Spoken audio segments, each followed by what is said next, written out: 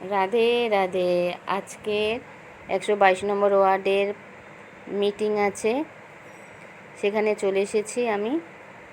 আরও সবাই আসবে আমার চেনা পরিচিতরা, তা আমি আগে চলে এসেছি, কারণ আমার এইখানে একটু দরকার ছিল, তার জন্য আমি আগে চলে এসেছি। এই দেখো, এসে দেখি অনেকে আসেনি, তোমাদের ঘুরে ঘুরে দেখাচ্ছি।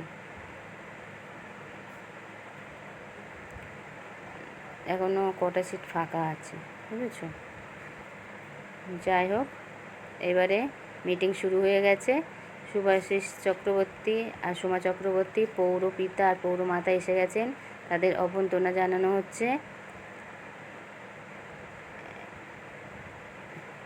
কত মোটা মালা দেখেছ? এই যে অশোকদাকে অভ্যর্থনা জানানো হলো।